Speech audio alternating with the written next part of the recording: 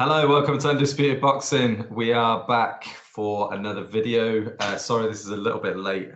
This is to review Fight Camp 1. We're supposed to do this on Sunday, so yeah, incredibly late. We didn't even do a prediction video leading up to this as well. So I think how long has it been? Has it been about a week? Over a week, I think, since we last did a video. So yeah, I think it was after the Joyce fight. I think we did do a prediction video, but obviously we lost the Ben fight. I think we didn't do a prediction on Ben.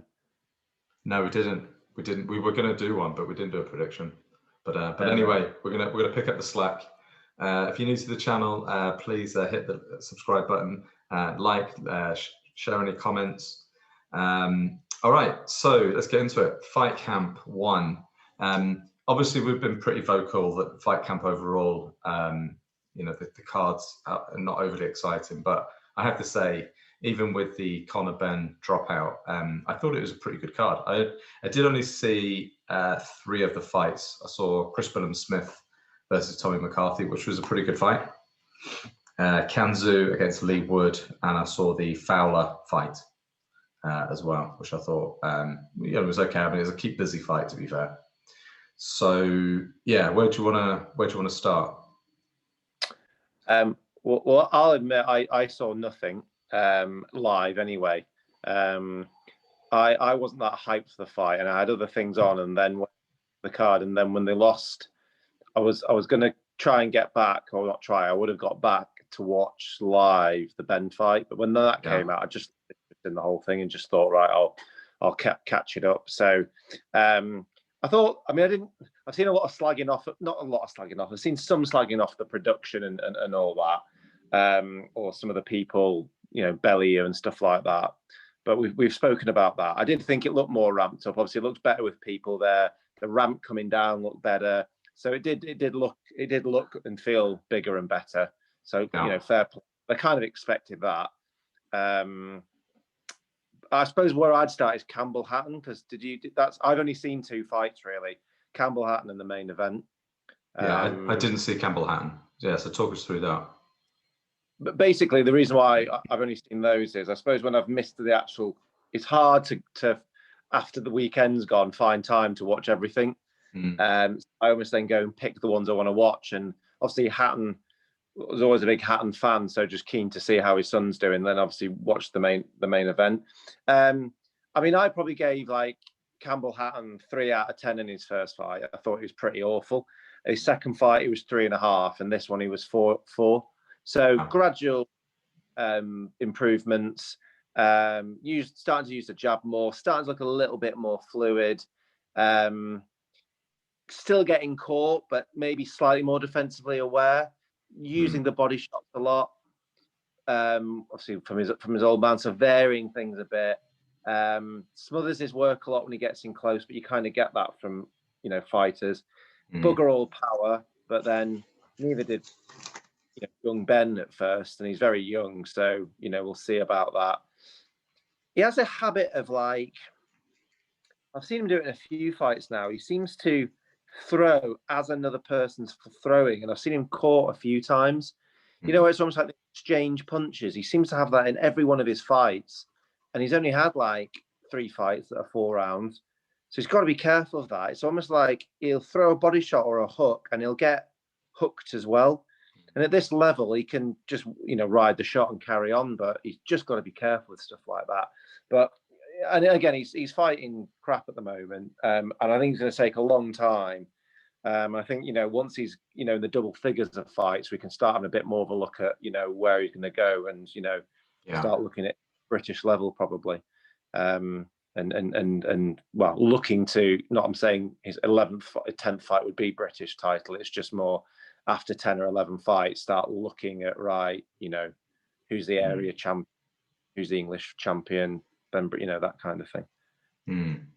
Yeah, it's interesting you draw parallels to Conor Ben, because Conor Ben was pretty erratic and not great when he first started out, and over time he has become really polished, and now people are talking about him being the next pay-per-view star in Britain. So it is going to take time. Do you think there could have been some value in him learning his craft on the small hall shows, just keeping, just staying under the radar for the first maybe 12 to 15 fights? I know it's part of the journey to try and build him up and build that following, as he, as Matchroom have done a good job with fighters, and and sort of building them up and taking them up and down. That's what they did with AJ at the very beginning. But I don't know, for somebody like him, he is going to have the spotlight on him because of his name. Yeah, it depends on him, really. I think, if he's got his head on his shoulders and he therefore doesn't rush and doesn't get frustrated, then it's probably fine. I mean, I think he looked that bad in his first fight. Everyone was almost like, this guy needs time. It's when they're clean out where they tend to get rushed. You know what I mean? It's like, if he was fighting this guy and the guy in the weekend and did him in a first round, the fact that every one of his fights he looks like the winner, but he's not walking through them. I think the public will be okay for him to take his time. Yeah. That on that. So I that in the final fight. So maybe you talk about some of the ones in between that I didn't see. Yeah, so Chris Smith versus Tommy McCarthy. I mean, that was kind of billed as the fight of the night by most people, and it was a really decent fight. It was. I thought Chris Smith was probably a fair winner in the end. It was a split decision win for Chris Smith in the end. I thought it was, fairly sort of clear. I think there's a lot of people are calling for a rematch, but I thought Chris Smith just kind of landed the much sort of cleaner work. Tommy McCarthy was very kind of wily, sort of on the outside. But yeah, I thought Chris Smith was sort of a fair winner. But we'll see. I think that, as I say, the corner for a rematch, there's a very good chance we'll see that one again. I wouldn't mind seeing it again. And Can Xu versus Lee Wood, which I think surprised most. And Lee Wood pretty much just kind of battered Can Xu. I don't know if it was, I'll be honest, I'd not really seen much of Can Xu before, but from what the small bit of footage that I had seen before, he really loves his combinations, very fast, good feet. I just thought it was going to be a routine kind of win for Can Xu. Lee Wood is kind of a domestic fighter, really. He recently lost to Jazza Dickens, I think about a year or two ago. And I think it was really supposed to be a keep busy fight for Can Xu in preparation for a fight against the winner of Warrington versus Lara. And, fair play to Lee Wood. He's completely, didn't read the memo and just completely beat him up. And I think you've got to give credit to Ben Davidson on this. I've been pretty critical of him in the past for being quite a negative trainer, but I think that you've got to give credit to credit where credit's due. And Lee Wood execute a perfect game plan, landed, just kept on landing that uppercut at will, and he really looked like the champion in there. And I thought he was cruising to an easy points win, but then he stops him. I think it was. Did he stop him in the final round or the 11th round? Final minute. Yeah, that was it. Yeah. So. Unbelievable, and that's kind of put him into the probably top 10 of any governing body now, and WBA regular champ, and let's see where it goes from here. But absolutely brilliant, great story. This is the problem, really, when you've got like too many belts. It's like he wasn't. I mean, I was disappointed with the guy, Can Xu, and it was like. I mean, I'm not a bit like you're not seen much of him, but I'd seen little bits, and this thing of he was billed to be, very much the heavy favorite. But then when you get these crap belts and stuff, it's hard to know what you're going to get. It's almost like anyone can become a champion. It's too many belts, so I don't really over recognize the regular belt. But he, I don't know if he came almost like he come with an injury, or he's overawed, or something. He just didn't seem to throw that much, no. And I've never boxed, but I know sometimes people find it, they struggle to get the distance, or they find start feeling someone else's power. But Wood just seemed very comfortable from the off. Didn't seem overall at all. Seemed to have energy throughout, energy at the end. He got clocked a few times, but he obviously didn't carry too much power because he kind of took it. You're right, that uppercut was a big punch for him. He was throwing body shots a lot. I think that slowed down. And yeah, it was great that you got the finish. Really, I mean, it looked like there was going to be a finish, but there was, and that's kind of the icing on the cake. But I'm not sure if it's Wood was really good or Kanzu just didn't turn up. I think in these kind of scenarios, I always think it's a little bit of both. Mm. You know, Lee Wood needed Kanzu to have a bit of an off night, which he did, and Lee Wood needed to kind of execute a perfect game plan and kind of box out his skin. But yeah, he looks very, very comfortable. You know, win in the end. Yeah. Yeah. So let's see. I'm not sure. I think he's with Golden Boy Kanzu. So and I think they do have a rematch clause. Yeah. But the featherweight division is still pretty stacked. I think Gary Russell Jr. is probably the consensus number one in that division. A lot of them have been very inactive as well. Leo Santa Cruz is the super champion, but I don't think he's fought for about 2 years. I think the lower weights, it's hard to get the interest, and therefore, you know, it's harder to put the shows on during COVID. Yeah, perhaps. You know what I mean? The networks are probably paying less for them, or you know, any crowd you can get, they won't get interest or pay-per-view and you know. Yeah, that's right. I mean, I didn't see the Fowler fight, but I saw the end of the Fowler fight, and I suppose more importantly, moving on from fight camp, it's Fowler Smith on the 9th of October. Yeah. I think that's in Liverpool. Yeah, it's going to be at the Echo Arena. Yeah, that's a good fight. Really good fight. That is a really good fight. I'm very pumped for that one. It's a bit of a, what do they say? A bit of a crossroads fight for both, because Liam Smith at 33, I think most would agree, is at the end of his career. But if he can beat Fowler, you know, he's kind of then on the cusp of maybe 1 or 2 more fights of maybe getting into, you know, world title contention. It's just so competitive at that light middleweight division, I think. Domestically, I think he's maybe 29 or 30 himself. Yeah, so he's on a bit of a resurgence, isn't he? Yeah. Mm. But it's, I think for the light middleweight division, I think domestically it is super competitive because you've got Fowler, you've got Ted Cheeseman, you've got Scott Fitzgerald, who's going to be sort of on the comeback. Liam Smith, you know, they're all, you know, you've obviously got Hamza Shiraz as well, who fought last weekend on the Joyce undercard, all in that light middleweight division, you know, kind of mix. You've got 5 or 6 guys there. You could have like a mini tournament, but I do think that they are quite a way off world level, if I'm honest. I don't think any of them really trouble any of the champions like Jamel Charlo or Brian Castano. I wouldn't back any of those guys to beat the champions. I think there'd be long odds to beat any of those guys. But, you know, I think we can have some fun fights between them all in the meantime. Who's your early thoughts? Who's your early, you know, who you're leaning towards on that one?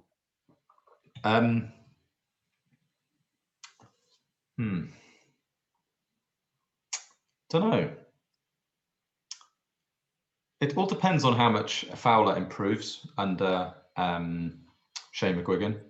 I do think Shane McGuigan's got to be one of the best trainers we've got in Britain and Ireland.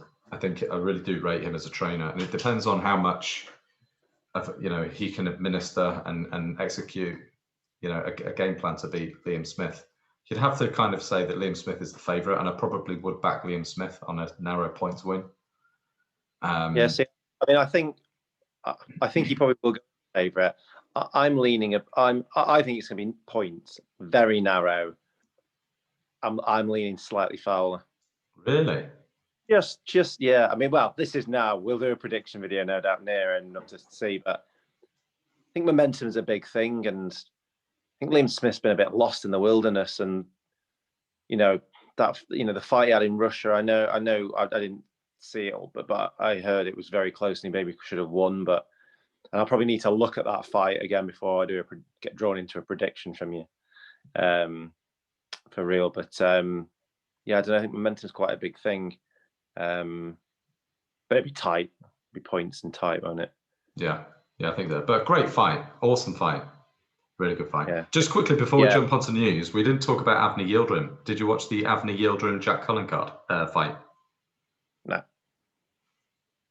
I think Jack Cullen probably won 8 out of the 10 rounds. Avni Yildirim, I don't know how he's kind of.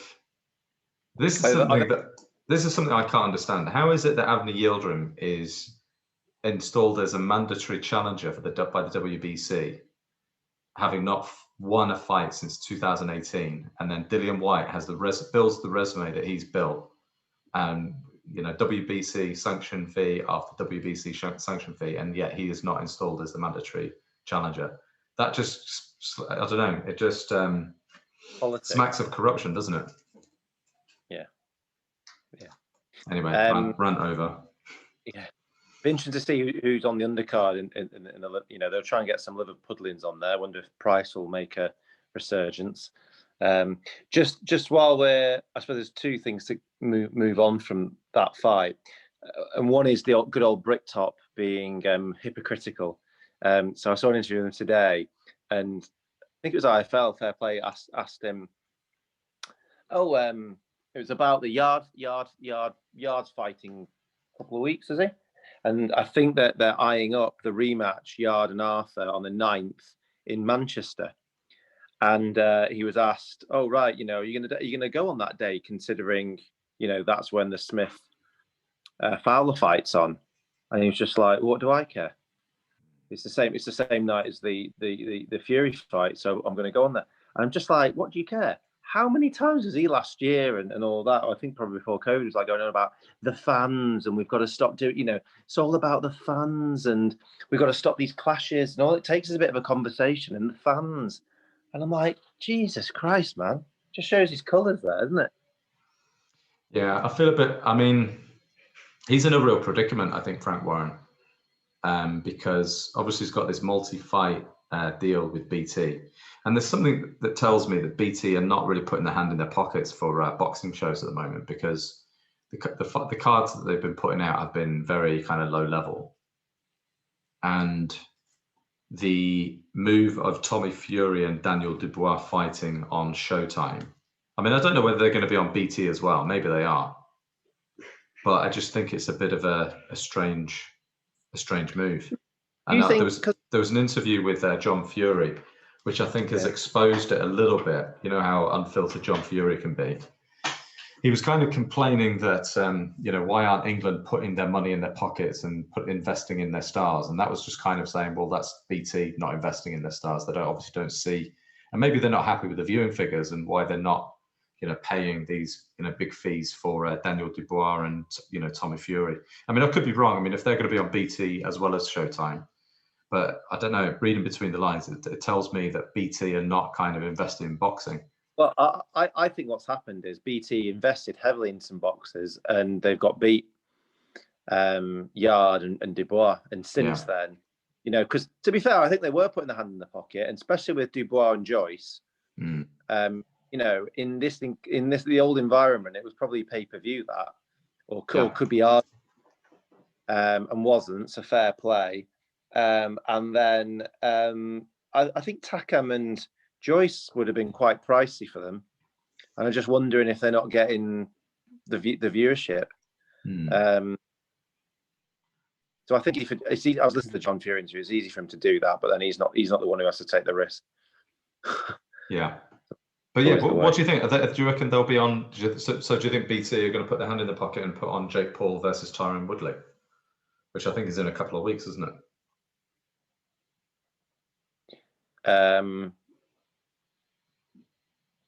Not sure. Yeah. Because it's weird if that goes to Sky, they'll be on Sky. And also with Frank Warren's close affiliation with Bob Arum, why hasn't he just, and fighting in America, why aren't they fighting on Top Rank shows? Which again, I just thought was a little strange. I watched one interview with Frank Warren. He's very prickly and sort of cryptic in his interview. He didn't seem to be particularly happy. One word answers. But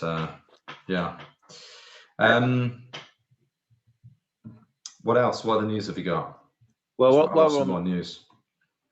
Light middles or welters, there's rumours stirring of the old Brooke Khan. We probably talk every quarter, but I don't know, there seems a bit more thingy in this, in that it's almost like they've agreed to fight, and maybe they've agreed to a few more things, and now they're just like tarting themselves out. Who wants to buy the fight? You know, proper cash out fight, and it's almost like Hearn almost said that, and but then he kind of pushed the fight down a little bit, which suggests that he won't be in the running for it. So I don't know. I wouldn't be surprised if that just pops up in the Middle East or something on a Top Rank or something like that, and ITV or some obscure channel that's paying a lot for it, taking a risk. Yeah. What did Frampton's last fight against Jamal Herring end up on? Was that on Channel 5 or something? Yeah. Or was it that fight? What's that British-based app? Fight TV. Fight TV. Yeah. I could see it just ending up on that. Watched it round Dom's, and he had Channel 5. So yeah, it could. It'd be good to finally get it. I mean, you'd still watch it, wouldn't you? Yeah, it'd be great build-up. I think by the night of the fight, I'll be buzzing for it. Yeah, I think I would. But I'd be like, oh, I'd be ashamed this wasn't for a bell, and because it's almost like if someone wins now, so what? Yeah, that's the problem. It's like, what's it lead to? It'd be like, oh, that was a good fight, and so won, but oh, no, now what? I mean, you could say it does relaunch someone into maybe, you know, another biggish fight, but I don't know. I can't see that. I can't see them. I could see them both fighting. It'll be on maybe under, I don't know, 150 pounds. You know, it'll just be a catch weight. I can't see them getting back into anywhere near title contention. I think they're way past it in the manner of their last respective defeats. Yeah, but remember, this is a bit not about, you know, mandatory. It'd be about, you know, they're probably a low risk voluntary now that could earn decent money. They're probably good reward, low risk, them too. And as long as they're in the top 15, which they probably would be, or if they weren't, some of the powers that be will make them. That's more how I see it potentially happening. And it might not even be a title fight. It might be a Ben, or it might be a, you know, something like that. Maybe. It feels a bit more like an exhibition now. You know, yeah. Good old Michael Coffey, up and coming star in America. Mm-hmm. He got his ass handed to him by Rice, which was a big prize over there. I saw again the highlights of that. Again, just got kind of beat up, struggled with distance, just didn't seem to turn up. Took too many shots, started getting cut, and Rice has got. I think Rice, you know, has got a pretty poor record. He's probably better than his record suggests, but he's lost to some not good people. So I don't know if you don't know sometimes if someone's, you know, never taken things seriously, then suddenly been given a good training camp and that's what they can produce. Yeah, it's a big upset over there. I mean, because I think he was someone that was potentially going to fight Dillian White at one stage, and looking at that, I mean, White would have probably done him relatively early. I mean, different things with different people, isn't it? But yeah, he didn't seem to be able to judge distance. Got caught quite easily. Poor. Oh dear, another one bites the dust. And yeah, staying with the heavyweights, Michael Hunter fought on Tuesday night on a Lou DiBella card, beat Mike Wilson, I think, and knocked him out in the second round. So Michael Hunter really needs a big fight now. You know, he's been talking a lot, and I think he needs to kind of, you know, get back into that, you know, heavyweight title contention. He needs to fight a top 10 guy. For somebody that drew with Alexander Povetkin a couple of years ago, you know, he had some pretty good momentum. You know, he needs to. I think him and Dillian White would be a good fight. Michael Hunter, Dillian White. Not sure either would take it. It'd be a bit too high risk, I think, for both at this stage. I still wanted to see the Hrgovic fight. Apparently, they're going all back all the way through the ranks again. But no one wants Hrgovic. It's low money, you know, high risk. You know, got Charles Martin making videos about Dillian White again. He's just chasing a payday. It's just, I don't know, there seems to be a big chunk without ambition and actually going for it. And it's, you know, they're almost I can see why people bother about the bank balance, but it's almost like they forget that why they took boxing up in the first place. Because Charles Martin can say he's been a world title, he's had a world title, but Hunter can't. Yeah. So. Yeah, a lot of talk. I mean, that's one of the frustrating things about the sport, isn't it? Especially if you're on Twitter, you just see people going back and forth, and they're having like one fight a year, one big payday, and there's just so much talk and very little follow through. Yeah, the other news fight coming up is Michael Conlan is actually fighting on Friday night on a top rank card in Belfast. He's kind of the forgotten man at the moment in the featherweight division. I think his progression's been pretty slow though, hasn't it? I think a lot of people were very excited about him when he turned pro.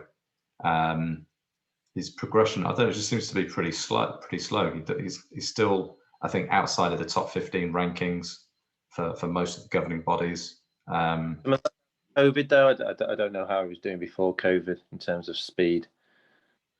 Quite possibly, yeah. But I mean, he was really touted as a huge, star in the making, but it just seems to be, pretty slow. But yeah, let's see how he gets on Friday night. So we're going to do a prediction video for Fight Camp 2 and sort of preview of Fight Camp 2, and then we're going to do another quick video on the Olympics. We'll just finish on this last bit actually on the news. Just staying with the news. I know that we've been going on quite a bit now. What you are? It's probably our longest video. This. I know, yeah. But there's a couple of things I've been reading about BT Sport being bought by DAZN, and I'm just going back to what we were talking about earlier with Frank Warren and moving Fury and Dubois to Showtime. Is that kind of an early play to start, I don't know, moving some of his fighters to another network? Because I can't see, I mean, that would be very interesting if DAZN buys BT Sport and Frank Warren's fighters are all sort of tied to contracts to BT Sport, because it means that they'll be working with Matchroom. I mean, I have heard that. I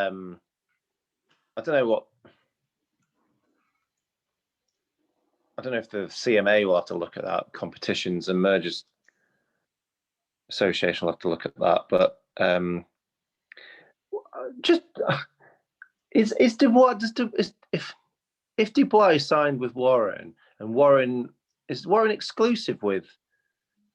Can Dubois not fight on BT? Is that allowed? Sure, I'm not sure. I think the contract is with Queensberry, with Frank Warren. I don't think it's to a network, is my understanding. I could be wrong. Because he's not because he's not promoting it, he's put them in. I mean, that would probably annoy BT as well. Well, yeah. There's a lot of guesswork, I think, with that situation, with what is actually going on. But I mean, I haven't been particularly impressed with some of the cards that they've been putting on. All right, let's wrap it up. Thanks everybody for listening. Okay, speak to you soon.